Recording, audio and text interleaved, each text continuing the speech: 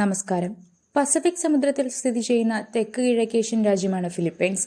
ഏഷ്യയിൽ കത്തോലിക്ക ക്രൈസ്തവർ ഭൂരിപക്ഷമായുള്ള 2 രാജ്യങ്ങളിൽ ഒന്നാണ് 7000-ലധികം ദ്വീപ് സമൂഹങ്ങൾ ചേർന്ന ഫിലിപ്പൈൻസ്. ഫിലിപ്പൈൻസിൽ ജനസംഖ്യയിലെ 90% പേരും ക്രൈസ്തവരാണ്. ഇതിൽ തന്നെ 80.6% പേരും റോമൻ കത്തോലിക്ക വിശ്വാസക്കാരും. പക്ഷേ ഭരണപരമായി മതേതരമായ രാജ്യം കൂടിയാണിത്. എന്നാൽ ഫിലിപ്പൈൻസ് ഇപ്പോൾ നേരിടുന്ന ഏറ്റവും വലിയ ഭീഷണി IS പിന്തുണയുള്ള ഇസ്ലാമിക തീവ്രവാദികളിൽ നിന്നാണ്. ഫിലിപ്പൈൻസിൽ പ്രത്യേകിച്ച് തെക്കൻ മേഖലയിൽ ഭീകരവാദം ഒരു വലിയ സുരക്ഷാ ഭീഷണിയായി മാറിയിരിക്കുന്നു. സുരക്ഷാ സേനയ്ക്കും സാധാരണക്കാർക്കുമെതിരെ ആക്രമണം നടത്തുന്ന ഇസ്ലാമിക് സ്റ്റേറ്റുമായി ബന്ധപ്പെട്ട ഗ്രൂപ്പുകൾ ആളുകളെ ചേർത്തും ധനസമാഹരണത്തിലൂടെയും തീവ്രമായ ഭീഷണിയാണ് ഉയർത്തുന്നത്.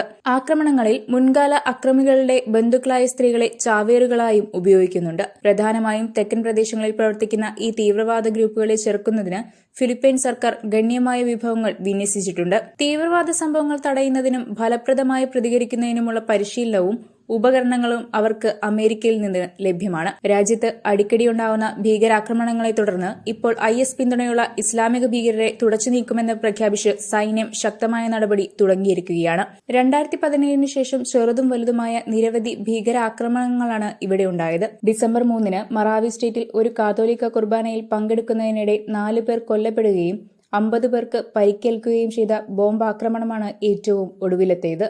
ഇത് ആസൂത്രണം ചെയ്തത് IS പിന്തുണയുള്ള ദവ്ല ഇസ്ലാമിയ എന്ന ഗ്രൂപ്പാണ്. ഇവരെ തുരത്താനാണ് ഇപ്പോൾ സൈന്യം ഇറങ്ങിയിരിക്കുന്നത്. ഫിലിപ്പീൻസ് സൈന്യം തീവ്രവാദികളുമായി നടത്തിയ ഏറ്റുമുട്ടലിൽ കഴിഞ്ഞ ദിവസം 9 പേരാണ് കൊല്ലപ്പെട്ടത്. 7 സൈനികരും 2 തീവ്രവാദികളും കൊല്ലപ്പെട്ടതായി സൈനിക ഉദ്യോഗസ്ഥർ അറിയിച്ചു. രാജ്യത്തിന്റെ തെക്കുൾ പ്രദേശങ്ങൾ ഉൾപ്പെടുന്ന ലനാവോ ഡെൽ നോട്ടെ പ്രവിശ്യയിലെ മുനായ് പട്ടണത്തിന് സമീപം ഇസ്ലാമിക് സ്റ്റേറ്റ് ഗ്രൂപ്പുമായി ചേർന്ന് പ്രവർത്തിക്കുന്ന സായുധ സംഘമായ ദവ്ല ഇസ്ലാമിയ തീവ്രവാദികൾക്കെതിരെയാണ് ആക്രമണം നടത്തിയതെന്ന് സൈന്യം സ്ഥിരീകരിച്ചു. ആക്രമണത്തിൽ മറ്റു 4 സൈനികർക്ക് പരിക്കേറ്റതായി സൈനിക മേധാവി ജനറൽ റോമിയോ ബ്രൌണർ ജൂനിയർ പറഞ്ഞു.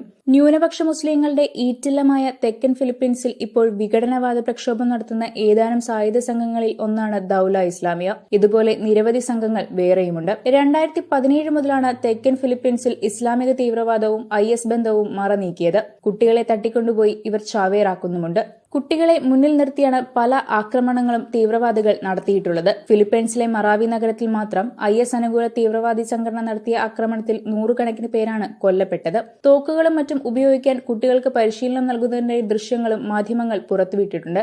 നിരവധി കുട്ടികൾ ഇത്തരത്തിൽ സൈന്യവുമായുള്ള ഏറ്റുമുട്ടലിൽ തെക്കൻ ഫിലിപ്പൈൻസിൽ കൊല്ലപ്പെട്ടതായും റിപ്പോർട്ടുകളുണ്ട്. 2017 ഒരു സ്കൂൾ ആക്രമിച്ച് കുട്ടികളെ ബന്ദിയാക്കിയ സംഭവമുണ്ടായി. ഇതിന്റെയൊക്കെ തുടർച്ചയായാണ് പുതിയ ആക്രമണങ്ങൾ.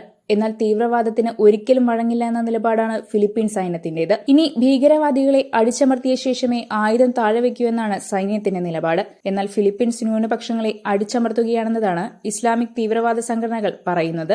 വാർത്തയുടെ നിറം തേടി തനിനിറം.